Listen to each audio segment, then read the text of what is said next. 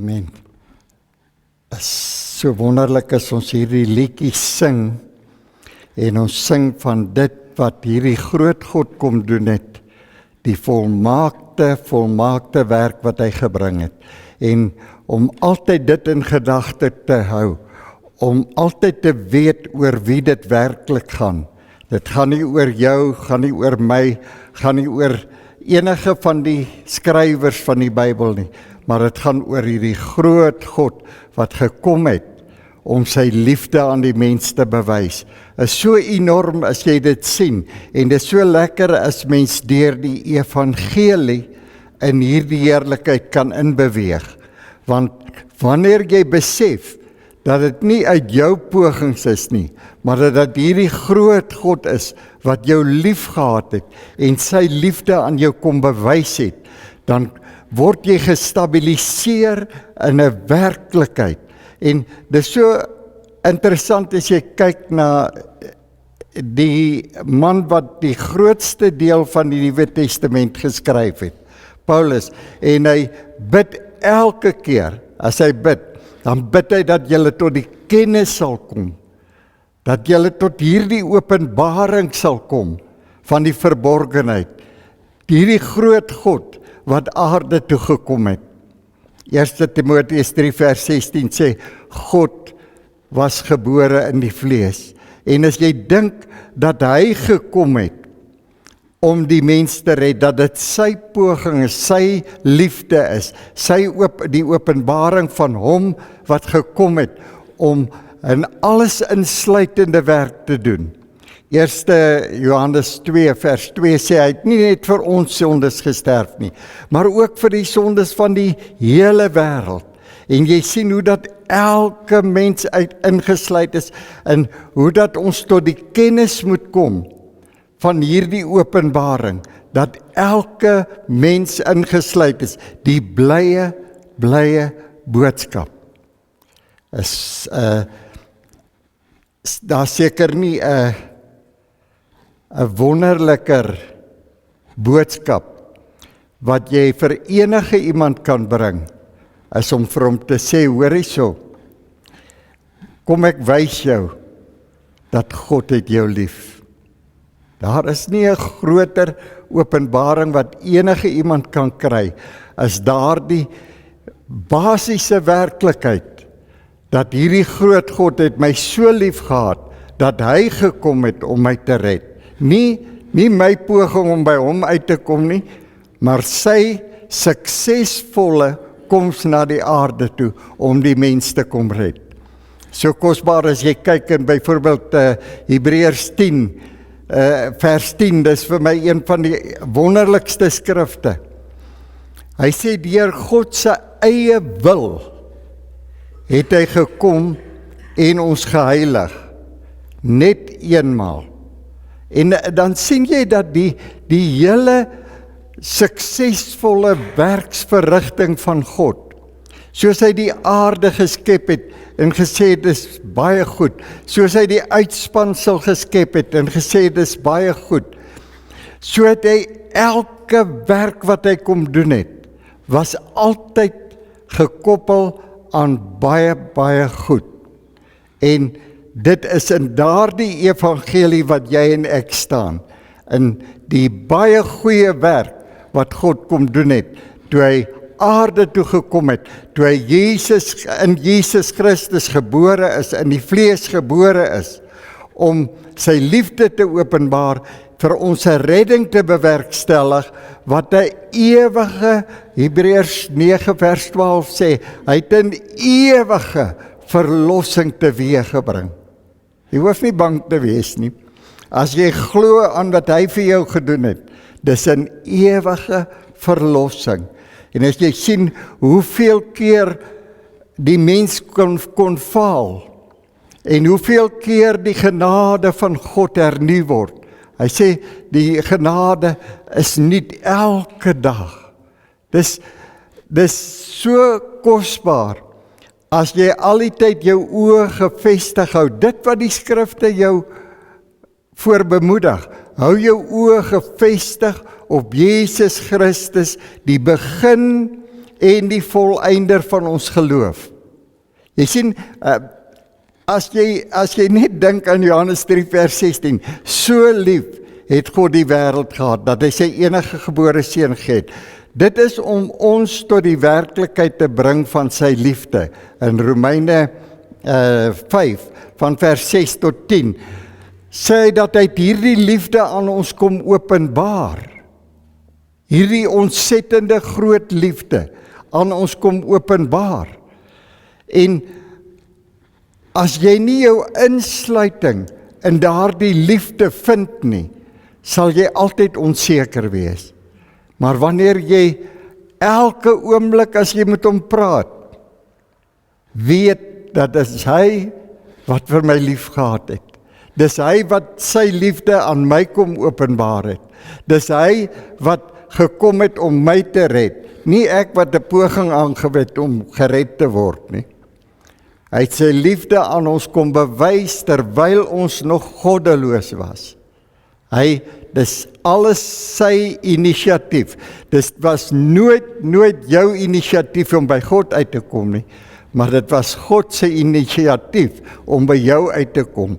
En daagliks gebruik hy plante, hy gebruik situasies, hy gebruik omstandighede, net om by jou uit te kom, om vir jou te bewys hoe lief hy werklik vir jou is. En as ek dink aan Romeine 5, terwyl die mens goddeloos was, dan kom hierdie God en hy bewys sy liefde. Dan sê hy veel meer, 5 keer in Romeine 5, sê hy veel groter as die werk wat hy in Jesus Christus gedoen het, as die val wat in Adam gekom het. Veel groter. Het is so dat Adam die hele mensdom in die sonde gedompel het, want die sonde was in die bloed, en almal daarna was in daardie toestand gedompel, totdat Jesus Christus kom en die mens red. Veel groter redding, veel groter is die werk wat hy in Christus kom doen het, en daardie werk is net soos die skepingsrealiteite, altyd baie goed. So nou sê Hebreërs 10 vers 14. Hy sê deur een offer wat God gebring het, het hy vir altyd vervolmaak. Ek dink nie 'n mens verstaan altyd nie. Ek dink dis altyd baie beter dat jy soms een woordjie, 'n enkele woordjie vat. Ek kan onthou, jare terug het ek gepraat oor die woordjie is, die kleinste woordjie in die Bybel. Maar as jy net kyk na hierdie een woord weer, deur sy eie wil, het hy ons 'n offer gebring wat ons kon vervolmaak het. As jy net na daardie een woord volmaaktheid kyk, en jy sien hoeveel keer word dit in die skrifte gemotiveer. Byvoorbeeld, as jy kyk na Hebreërs 6, as jy kyk na Hebreërs 6, en jy sien hoe dat die skrif jou aanmoedig om weg te beweeg van jou godsdienste af, van jou godsdienstige denke af, na die volmaaktheid toe.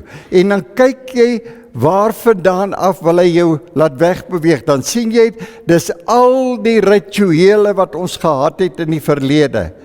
Dis daarom wat hy in 1 Petrus 1 vers 3 sê, deur die opstanding van Jesus Christus, het hy jou die wedergeboorte geskenk.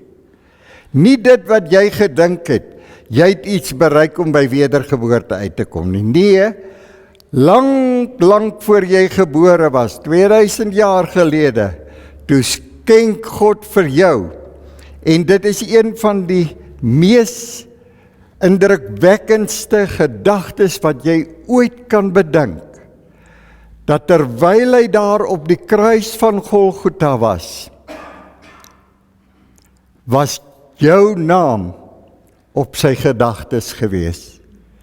Nog nie gebore nie, 2000 jaar in die toekoms. En jou naam was op sy gedagte gewees. En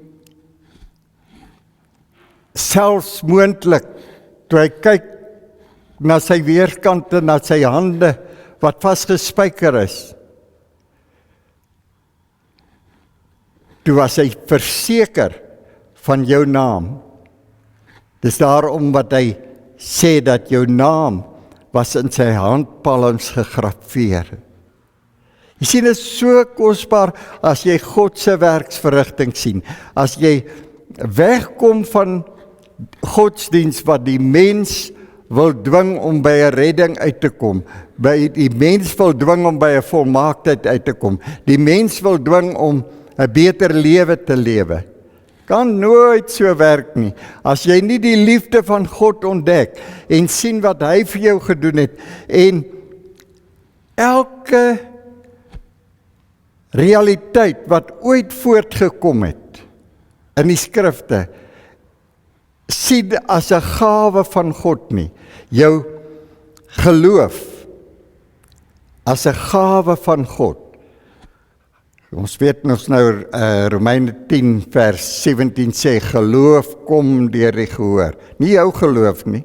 Dit is nie 'n geloof wat uit jou binneste uitkom, normaalweg nie. Nee, of uit jou denke uitkom nie. Dis 'n geloof wat na jou toe kom, is God se geloof. En soos jy sien wat hierdie groot God vir jou gedoen het, en hoe lief hy jou werklik het, hoe hy jou ingesluit het, in elke liefdesdaad wat hy kom openbaar het op aarde, in elke voorbeeld wat jy kan sien in die skrifte. Hoor net wat sê 1 Korintiërs 10 vers 6 en vers 11 en Romeine 15 vers 4, dink ek sê ook dieselfde, dat al hierdie dinge wat in hierdie boek geskryf was geskryf vir julle lering. Dit was geskryf sodat jy sal verstaan wat met jou gebeur het aan die kruis van Golgotha. Skryf Paulus hierdie mooi dinge, soos Galasiërs 2 vers 20, sê, weet jy nie, dat jy saam met Christus gekruisig, jy leef nie meer nie. God het jou lewe verdoem, omdat hy nie waardig was nie, maar hy het jou 'n nuwe lewe kom skenk.